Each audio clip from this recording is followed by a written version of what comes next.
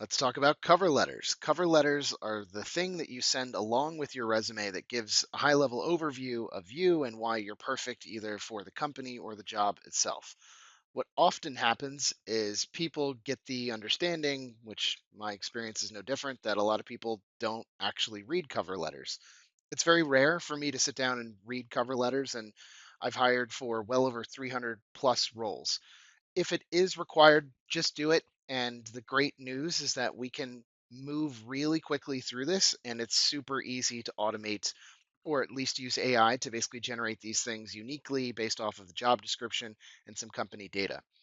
I often liken the cover letter to a rider within a contract for rock stars. So there's this great story about Van Halen, if for those that don't know, famous rock star from the 80s, who basically put this little rider or an addition to the contract that basically requested a very specific thing within the green room. The green room is where the musicians hang out. This specific thing was basically a big bowl of M&Ms, but absolutely no brown ones. And if they did not follow through absolutely on this particular area of these requirements, then they would get paid in full and they didn't have to do the show, which is amazing. And the reason that they did this was at that time, you had a lot of traveling rock groups that brought lots of their own equipment, but also had to rely on the venue itself to provide a ton of extra resources. And if you're doing a ton of advanced stuff with pyrotechnics and all these different sound related things, you really do need to rely on these other people. And so invariably, if they screwed up this small detail with M&Ms, they would screw up much larger details that could put the musicians at risk. So it was this really clever way of making sure that people were detail oriented. It is no different with you submitting your cover letter for a job application. You may be docked in terms of a point or a status based off of your inability to provide a cover letter. Again, the good news is there are tons of resources that we can very quickly generate these cover letters practically like magic. So inside of this document, I've provided a ton of existing prompts, a boatload of real and not so real examples, and then a bunch of templates. So real quick, I'm just going to open that up. You can see the different prompts, tons of examples of good, bad, and in between cover letters. You also have probably not a ton of bad ones, but you also have a ton of different examples of cover letters specific to industries. You name it, it's there. I think it's quite easy to be able to use this and pair this with a really nice prompt, as this is kind of first source guidance on how to really write these quite well. So again, the good news is you will not have to write these. We're going to use ChatGPT or whatever your LLM of choice is.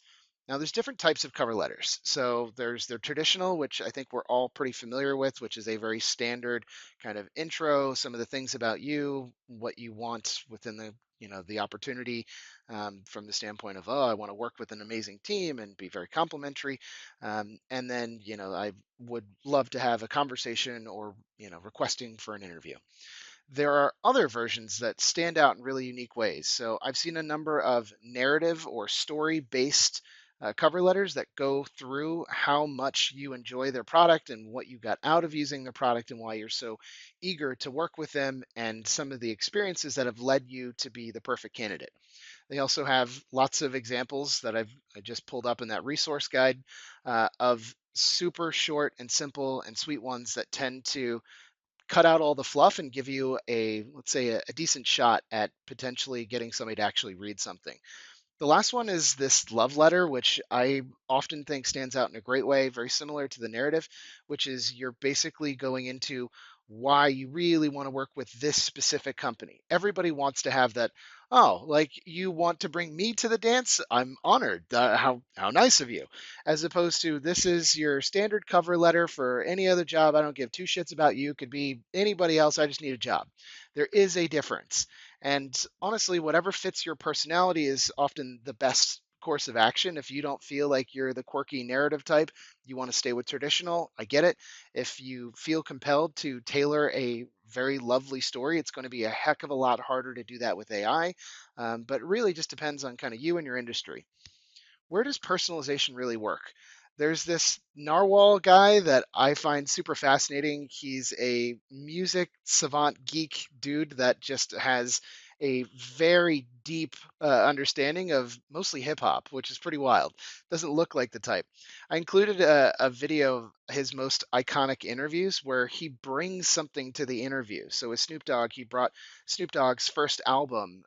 He's referenced with other musicians some of their earliest inspiration in terms of other band members or other projects that they worked on. It shows that you took the time to really do some of these deep pulls and you have a greater understanding than the average person that's just seeing them for the first time. You stand out not only in a quirky way, but also you gain common ground by pulling out some of these deep pulls. This works super well within interviews, but it obviously plays a nice part within the cover letter or even cold outreach. Everyone likes to feel special, so I don't know. You can check out that video. You don't have to. Winning cover letters. There's lots of different elements that make cover letters great. So many are personalized. They're packed with keywords in case there's any type of parsing software on top of them. They're often or should be tailored to the company. And most importantly, from a structural standpoint, they're skimmable. I can't tell you how many people put together cover letters that look like this. Skimmability basically is where we are never putting more than 3 lines of text together so that people don't have the ability to just jump past paragraphs. It happens all the time. When we skim, we read the first 3 words of a sentence, and if it's connected to a bunch more sentences, then we just go all the way down to the bottom sentence and read like the last 3 or 4 words. That means that we're skipping the whole lion's share of whatever that paragraph is about. We all do it. This world that we live in, where everybody's in this state of like ADHD, zero attention span, it's super important that we break that stuff up with shorter sentences, bullet points, line breaks, and paragraph breaks in order to keep people from jumping too far ahead. Bold and italics do work. I don't use them a crazy amount, but they add structure, which helps you to get kind of more, I would say, digestion of the content that you're sending over. So, some quick cover letter statistics. These are, I think, interesting to their own degree. So, percent of recruiters and hiring managers that prefer applicants to submit a cover letter. Percent of recruiters and hiring managers believed a cover letter is not at all important. Percent of job seekers that compose cover letters. And here we are. 78% of recruiters and hiring managers prefer applicants to submit a cover letter. Of course, they want you to do more work. I get that. Only 6% of hiring managers believed a cover letter is not at all important. I am within that 6%. Sometimes it's nice to read if it's really tailored and it gives me a crazy good impression of everything that they've done that I would not get out of the resume, which does happen. 47% of job seekers compose cover letters, which means half of people are just like, yeah, no, I don't care. There's lots of different results on this if you Google it, but a lot of people have their own feelings in terms of whether it's a great idea, whether it's not. Either way, I think you should do it. Just to give you a really simple taste of other kind of external validation, watch this quick video. This guy goes into a really fast rundown and he takes, I would say, what is the crux of a very traditional cover letter, and you already have those resources that I pointed out just a second ago. We will end up doing this with AI, and I think this project has been pretty flawless in the way that I keep testing it out, which is exciting, but also, yeah, it's interesting to just kind of see these things come alive. So we will end up selecting a prompt or using one of the many ones that I provide to you. We're going to build a project within ChatGPT. If you're using other LLMs, there is a slightly different way of getting this done, but ultimately we need to have original source data.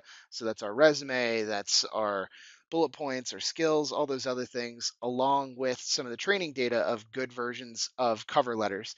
Then we're going to basically run it. We'll see if we can pull it out, make a few adjustments if necessary, save it as a PDF, add it to our outreach tracking, and eventually use that as part of our application.